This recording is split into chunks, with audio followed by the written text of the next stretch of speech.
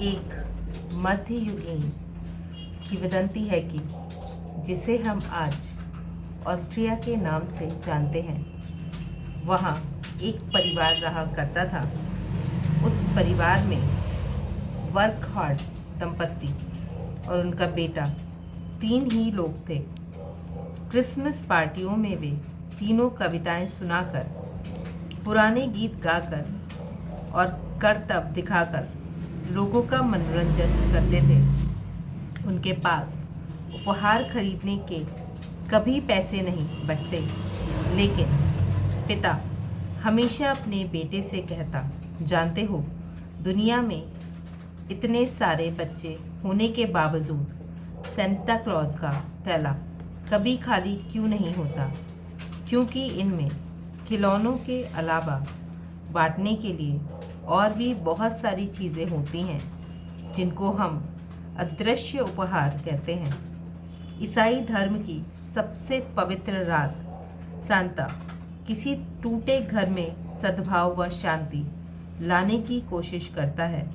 जहाँ प्यार की कमी होती है, वहाँ बच्चों के हृदय में विश्वास के बीज बोता है। जहाँ भविष्य अंधकारमय व अनिश्चित लगता है, वहाँ वह आशा लेकर पहुँचता है। हमारे मामले में फादर क्रिसमस के अगले दिन हमसे मिलने आते हैं। कभी मत भूलना कि हम सब जीवित हैं और अपना काम कर रहे हैं। हमारा काम है लोगों को खुश करना। समय बीतता गया, लड़का बड़ा हो गया और एक दिन जब यह परिवार प्रभावशाली मेल्क एवे के सामने से गुजर रहा था, तो युवा वर्कहार्ड ने पादरी बनने की चाहत जताई। परिवार ने उसकी इच्छा का सम्मान किया। उन्होंने मठ के दरवाजे पर दस्तक दी।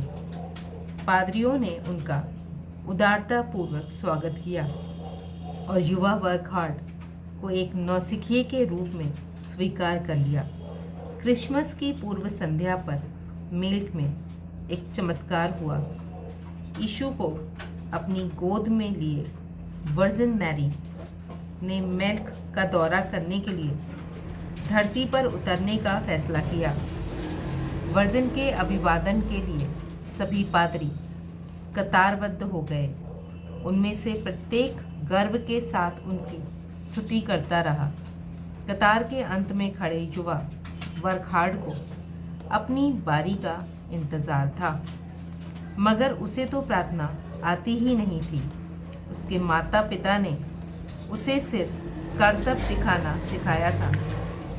जब उसकी बारी आई, तब अन्य पादरी प्रार्थना की प्रक्रिया खत्म कर देना चाहते थे, क्योंकि वर्कहार्ड के पास उसमें जोड़ने के लिए कुछ भी ना था।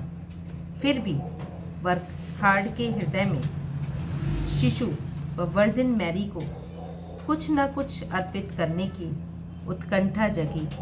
अपने साथियों की तिरस्कारपूर्ण दृष्टि को सहते हुए उसने जेब से कुछ संतरे निकाले और उन्हें वह हवा में उछालने व पकड़ने लगा।